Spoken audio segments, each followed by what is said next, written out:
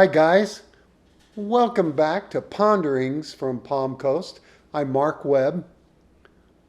Today, May 20th, a lot of things going on in Palm Coast. Today, I would like to spend a little time talking to you, the citizens that live here in Palm Coast. Palm Coast is a very exceptional place to live.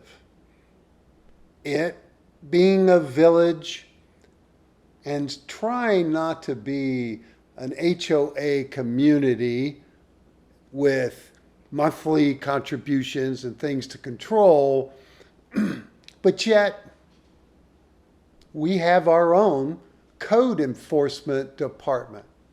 And today I would like to talk about how that process works and how I believe unfair and very questionable processes are happening within this effort. Now, for me, and my story is when my wife and I chose to move to Palm Coast, we did our due diligence and we looked around. And we didn't want to be in an HOA because there's a cost beyond your normal wear and tear mortgage or whatever. And so we really fell in love with Palm Coast. And our realtor was very upfront and explained, well, Palm Coast has its own guidelines, its own codes of what their expectation was to living here. One of which, because we owned a motorhome at the time, was the restriction of what you could park in your driveway. Not a big issue for us. Our motorhome was 40 feet long. Wasn't going to put it in a driveway. But I started looking into what those codes were and found them to be aggressive and pretty controlling, like an HOA.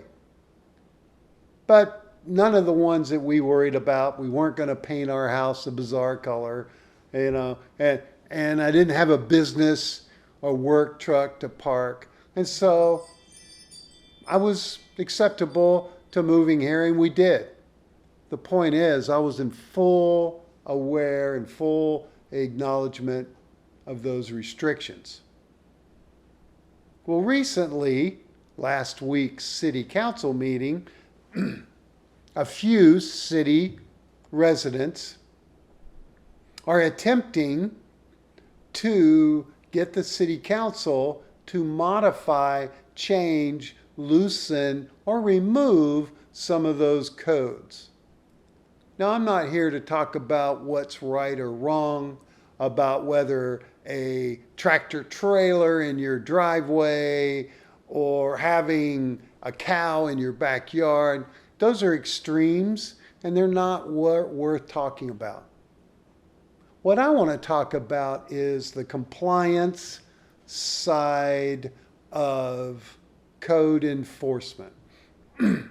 Because a few years ago, the city changed, and it wasn't the city's fault. This was something that was changed at the state level, that a case, which is a technical term for one neighbor reporting another neighbor of an issue, a case had to come with your name.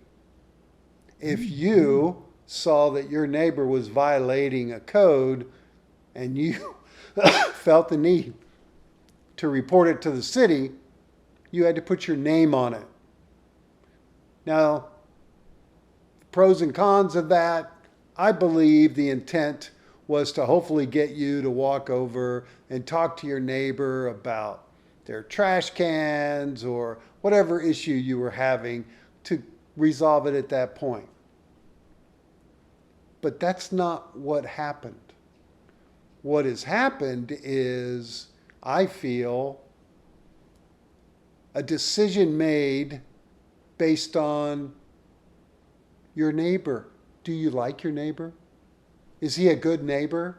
Does he take you fishing every often so you won't complain about the boat he has in his driveway? Is he an electrician or a plumber?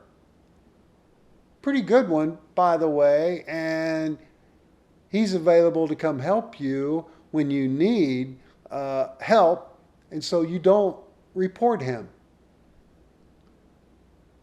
Is that the intent of what this code enforcement was about? I don't think so. And I've researched and talked to a few people and found one guy who's got his work truck in his driveway, and we heard this, it's on the record, last city council meeting, had so many complaints about his work truck that he has a lien on his house because of fines. Where another, around the corner from where I live, doesn't get any complaints of his work truck wrapped. So the inconsistency is what I'd like to talk about. And I believe that rules put in place that have no compliance issues to them are no longer effective rules. And I'll give you this example. Also last Tuesday, there was a report about the city trying to calm or slow down vehicle traffic. Now, what was missed was the fact that the study showed that 87%, I believe I remember that number, of people driving on your neighborhood streets, and you're probably one of them, I'm probably guilty of this as well, exceed the speed limit by at least 5 miles an hour. So we have laws, we have speed limits, nobody follows them. Everybody drives around faster. And so when the city talked about lowering the speed limit, the first and biggest complaint was, why bother? Nobody's going to follow it. And this is something that is an issue that I'm working through and understanding within our nation's compliance of, we've heard it a million times, we're a nation of laws. So the question that I have is, if Palm Coast has taken the time to write a code, color restrictions of your house, for example, by not enforcing that, is it a code? I heard very clearly in last week's city council meeting that there were members on our council, city council members, that were fully aware that they had neighbors that had chickens, which is a violation of our code. The code says farm animals are not allowed. You can go on the YouTube and see that an organized group who favors chickens made a great presentation of the value and rules and regulations of chickens. How big a coop could be, how much training. There was an hour of presentations about what it would take to have a chicken coop in Palm Coast. All pretty good ideas. I think we're great. But when all of a sudden the city council member says, well, I know my neighbor has chickens, none of those guidelines that they were discussing apply. So your neighbor decides to have chickens, doesn't care about the code, gets chickens, and puts them in, and the presentation showed some pretty rickety coops. And as long as nobody in the neighborhood complained, they were okay. I got a problem with that. I do believe that Why are we spending all this time and energy mandating the requirement of what it would take to have a coop and chickens when people already have chickens? People are already parking their cars. People are already painting their houses. So you either enforce it, you either mandate code enforcement, empower them to be proactive and to go out and support those guidelines, or remove them and let the people in the city do what they're saying they want to do, because they're doing it anyway.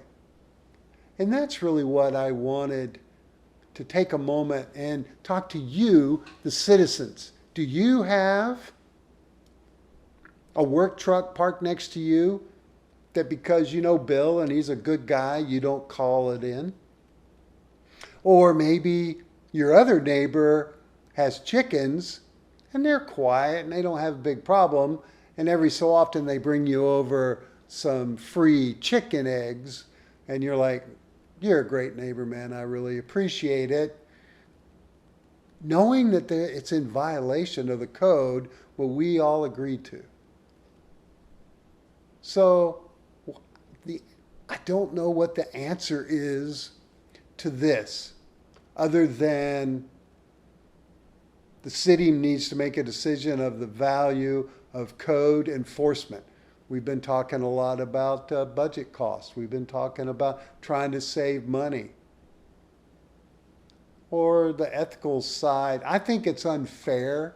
I think it's unfair to put the onus on the city residents to report their fellow residents when there's a violation. I was talking to one lady who lives on Florida Park Drive, and that's been a topic of mine. A lot of people, they've actually put some road calming speed bumps there. And people are driving around them and doing all kinds of things. And I was hearing her say she thought about motivating 7 or 8 of her neighbors to get recliners, sit out front with their video cameras and record all the people driving through there and getting their license plates. And I wondered, is that even legal? Would Sheriff Staley take a report from a citizen stating that this Toyota Corolla, license number blah, blah, blah, blah, was speeding on Florida Park Drive, and take action? Are we at that point in our society that we're going to rely on our citizens to sit out and police each other? Is that where we're getting to? Is that what we're expecting? Because I'm hearing that in city council. I'm hearing people say, I'm not going to report my neighbor. He's a good neighbor. He's a great plumber and he's right there for me when I need him. So I'm not going to report him for parking his truck. Or a boat in a driveway of a neighbor who's a good neighbor. I think that's unfair. I think that's a problem with the city. And I think you, as a city resident, need to ask yourself, do you want that responsibility? Do you think it's your job to write up and tell on and tattle on your neighbors for not following the rules? Your trash cans were left out too long. I have lived in an HOA, which is why I don't care to do it before. And we used to have this 90-year-old guy in a trike bicycle. And he would ride around every day and take pictures of the length of your grass or how long your driveway had a trash can set out front, or whether I could see, and this was out in the country, and so we had propane tanks. And it was mandated that the tanks couldn't be visible from the road. And I would go to these HOA meetings and listen to all these aggressive reports on this house and that. It was terrible. And it, even at that level, was focused on whether they liked you or not. So let's say the house next to you is a rental, of which we're getting more and more. And the couple or the family that's in the rental maybe doesn't follow the rules. Are you more apt to call them than the neighbor on your other side who you've known for 5 years that's doing the same thing? What? That makes no sense. We need to establish teeth to a guideline, to a code, if we choose to support that code. If not, suspend it. The county has the full ability to go in and just flat out suspend the restriction of chicken coops. Now, I'm going to be honest. My wife would love to have miniature goats. She's talking to me all the time about trying to move out to Palaca so she could have a little hobby farm. And she was joking, going, well, hey, if they suspended the farm animals restriction, could I get a mini goat and put it in my backyard? As you see, if you watched last week's presentation, in the course of the meeting, we saw a gentleman with just an F-150 wrap truck stating he should be allowed to do that. And within 10 minutes of public conversation, that had dissolved down to a restaurant owner who owns a food truck wanting the same privilege of being able to do that. So it's a challenge. And there's a need to say, you can't park your 40-foot motorhome in your driveway for an extended period of time. But my conversation today is to ask you as the citizens, how do you feel about the city laying on the responsibility for you to police and report your neighbors for code violations? Are you aware that that's what they expect from our citizens? Could you imagine being handed out a radar gun from the sheriff and saying, hey, we can't get to your subdivision driveway, so here's a radar gun, sit out there and just take pictures of people speeding and we'll deal with it? That's not what we pay our taxes for. That's not why we have our sheriffs out there to do that. And it puts very uncomfortable risks on you, the citizen, to feel like you're responsible for telling on your neighbor, because they're going to see it on the report. When they get handed that document that said, hey, you've got a chicken coop in your backyard, and oh, by the way, Bill next door reported you. We already are in a very touchy situation. People are scared. People are afraid to have a conversation, unfortunately, about politics and views and things. And this just adds to that, I believe. This just adds to the issues and pulls us apart and doesn't allow us that opportunity to have neighborhood bonds and support what's happening. So my feeling is the city needs to go through its codes and clarify and mandate, if it's an important code, a way for the code enforcement group to be proactive and involved to support that code and not put it on the citizens to report each other. Now, there are limits to that. Obviously, If you have a house across the street that has 45 cars an hour driving through and leaving in 45 seconds or less, you probably have something illegal going on in that neighborhood, in that house. Call the sheriff. Report that. They will come and check it.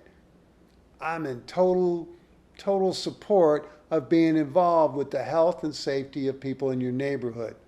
But that's not what I'm talking about. I'm talking about the guy that's parking his plumber's truck, or the person that has the idea that they want to paint their house a color that may not be agreeable to everybody, or the chickens. And there's a plethora of other ones. If you go and start to read those and take 10 minutes of your time to read through code enforcement and go look at the top 10 issues that are reported, it will blow your mind what people call and complain about. So this is me pondering. I'm in the city just like you. I'm involved with this stuff. I see that a few people are pushing back on codes, and rightfully so, because they're not being fairly supported. And if I know that the guy down the street has a plumber vehicle in his yard and has never been reported, but I get calls all the time, I got an issue with that. And I would hope that you do too. So remember, I want you to like and subscribe. This channel is growing and we are trying to reach out. We're also on audio only. So search out wherever you can get a podcast. We've started expanding that. You can listen to my voice and not see my face. A lot of people think that's a pretty good thing. So go ahead and do that. I really appreciate your time, and we'll catch up with you next time. Thank you.